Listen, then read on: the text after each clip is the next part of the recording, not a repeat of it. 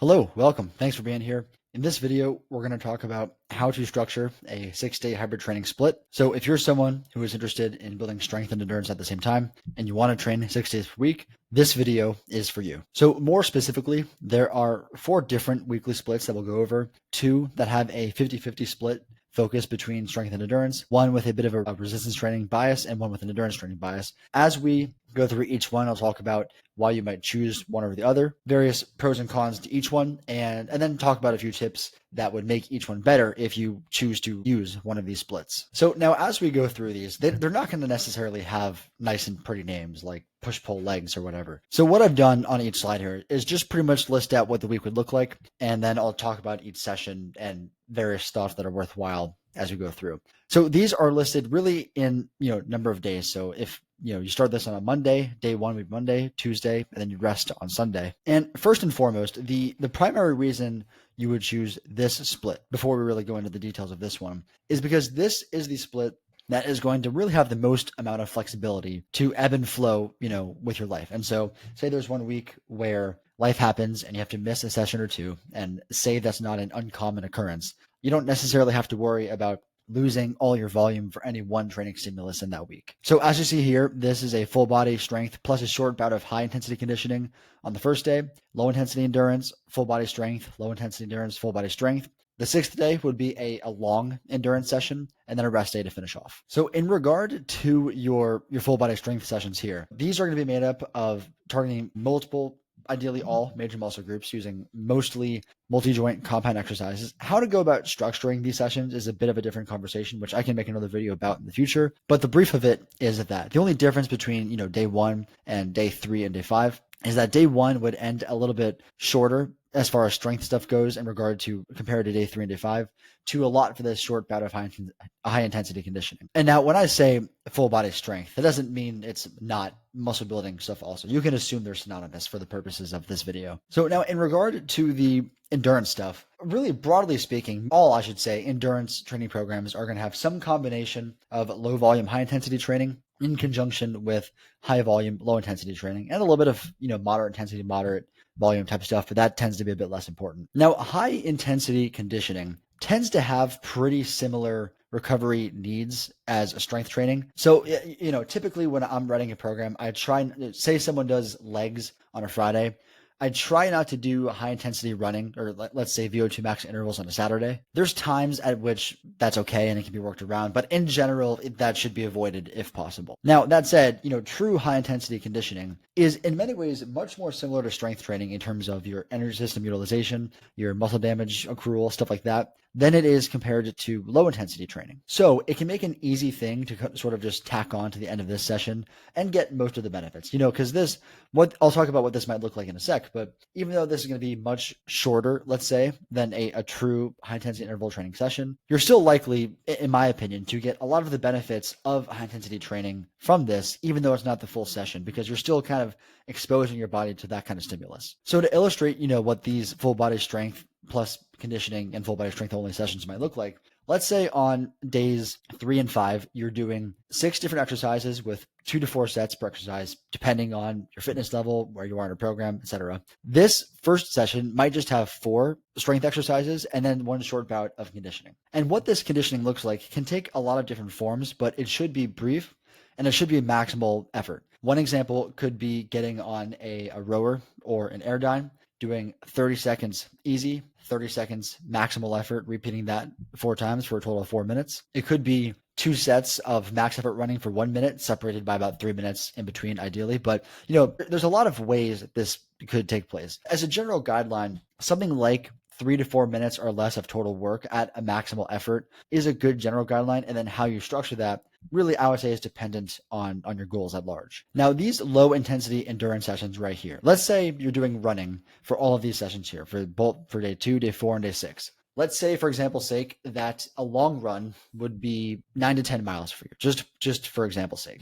That, ergo, a short to moderate distance run would be something like 3 to 5 to 6-ish miles. Those kind of sessions meaningfully contribute to your overall miles per week and your overall aerobic volume per week, but they have very low recovery needs, and they can be programmed and placed really, wherever you want in a week. So interspersing these full body strength sessions with these low intensity endurance sessions here makes an easy way to sort of just get it all in without implicating any recovery demands greater than what would be normal for a 3 full body day strength training routine. The primary difference in terms of stimulus from a long endurance session compared to these short to moderate distance ish sessions right here, which by the way, I should have put short to moderate distance low intensity here. That was my mistake. But nevertheless, the primary difference between a long and a short to moderate distance session is that a long distance session is going to deplete your carbohydrate stores and have much more of a fatigue inducing effect and a bit more of a recovery demand than a short to moderate distance effort. So that's why the week ends off with that, and you don't do the long session in between the full body strength stuff. So major pros to this split right here: one, it's highly flexible, and if life happens and you have to miss a session, it's probably totally fine. Two, it makes it easy to really accumulate volume of endurance training without implicating your strength training to any meaningful degree, which, as you can see, there's really a volume emphasis here, I would say. Major con is that high intensity conditioning does kind of take the backseat here. You do get the taste of it, but like I said before, it's not going to be as meaningful as a true dedicated high intensity interval training session. But that's really the only con. And as far as tips go for this, I've already kind of tacked it on by saying just add a little taste of short conditioning right here towards the end of the first day. And I'll use these terms low intensity endurance going forward, e.g. zone 2. That could be a bike session, that could be a run session. It really depends on your goals, your fitness level, stuff like that. But I didn't want to box it into in one modality because it really can be used for multiple modes of endurance training. So you have some freedom to sort of get creative there. So option 2, this one also is 50-50 split focus in the sense that there's going to be 3 endurance sessions and 3 strength sessions. As far as strength training goes, the difference is, as you'll see, a full body strength on day 1, not too different from the first one, but days 4 and 5 are lower body and upper body specific, respectively. As far as endurance training goes, the primary difference here is that you do get a dedicated session 2 high intensity conditioning. Ideally, this is going to be lower body specific, which I can kind of talk about in a sec. And then there's also just 2 typical low intensity endurance sessions, not too different from before. Now with these, if someone's following this kind of split, I typically recommend that this first low intensity endurance session be a lower body predominant movement. So cycling, running, something like that. And then I'll, vice versa, recommend that the second one be upper body predominant. So ski erg, swimming, something like that. Now that's definitely not mandatory by any stretch of the imagination, but it does tend to just make you feel better throughout the week. And then the high intensity conditioning as a dedicated session does fit a bit better here because you'll get 48 hours of rest in between this lower body strength and this high intensity conditioning. So again, ideally this is going to be running or cycling based, whereas a rower, a ski erg, an airdyne might be a bit more fishy to say the least. So I would say the major pro to this one is if you're someone who is wanting triathlon to be sort of the focus of your endurance training, this makes a good split here because it's going to make swimming fit in, nice and easy into the week. Another pro is that you will get a better exposure to high intensity conditioning. So if your current training needs call for a bit more of a focus on the higher intensity side of things, this might make a smarter pick for you. Now, the major con is that this is going to be a bit less flexible than the last one, and so for instance,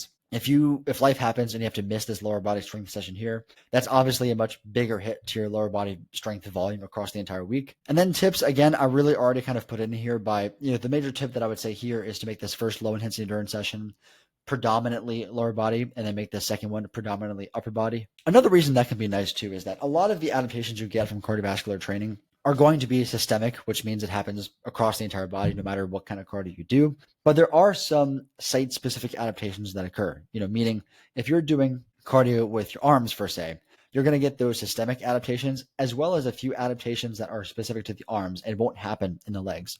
And then the vice versa would be true. So there certainly can be said to be some benefit from getting a bit easier exposure to upper body predominant cardio compared to the last split. So that covers the 2 50-50 split focus splits. This one is the resistance training biased hybrid split for 6 days. And this one, I think it's fair to say, is a bit simpler. It's really just an upper body, lower body split with a little bit of endurance training, fit in there. So really biggest pro to this one is going to be that it does allow you to really focus on building muscle and strength while still having enough endurance training throughout the week to still make progress there. Arguably not as much as you would make with the previous 2 splits, but still enough to see progress. Another pro with this split is that it does become a bit easier to fit in high intensity endurance on that 6th day because there's going to be 48 hours in between that 4th day and the 6th day.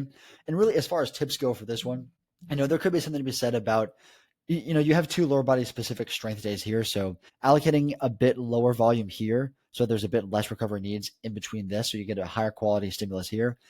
Not a bad idea. Now, this is a split I think would make sense for you if you're someone who just wants to focus on strength training while still building some endurance on the side. Or let's say you have some sort of race or event.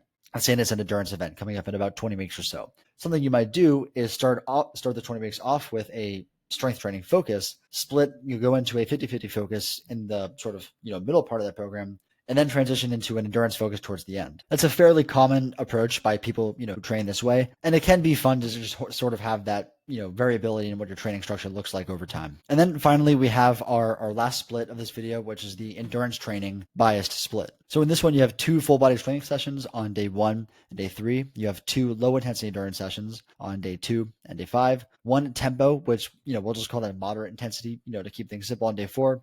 And then a high intensity endurance session on day 6. Now, a lot of people might look at this and think that that's not enough strength training to see progress with that over time. But there's plenty of data available out now to say that 4 sets taken somewhat close to failure per week is sufficient to see growth in muscle over time. And that's, more than doable with just 2 full body strength sessions per week. Maybe not as much progress as you'd see with the other splits we've talked about in this video, but enough nonetheless. And then the remainder of these sessions can be approached the same way we've talked about them before, and they're just split up in a way that sort of distributes your intensity to allow for better recovery in between sessions. Now, biggest pro to this one is that it'll let you build your endurance with, a bit faster and with a bit more intent. And as we talked about before, if let's say you're someone who is following that 20-week plan up into some sort of endurance event, you might choose to do this one in the final weeks, on the final 4 to 8 weeks, whatever you prefer, leading up to that event. The only real con I would say to this one is that, strength does take kind of a backseat here, but like I said, it's still enough volume to see progress in, and it's kind of, weird for me to call that a con as opposed to just a temporary shift of focus. The biggest tip I can give for these 2 full body strength training sessions here is to utilize a lot of things like drop sets, supersets, all your sort of time saving strategies that you might use in strength training in general. I do have another article, and I believe a video outlining my best tips there, so I'll link that down below if you're interested. But with that said, that concludes all the stuff that I have to say for this video. So I hope you found that somewhat helpful, interesting, or somewhere between. Any comments, questions, concerns, anything like that, let me know, and I will comment below, and I will get back to you as soon as I can. And I will see you next time. Have a good one.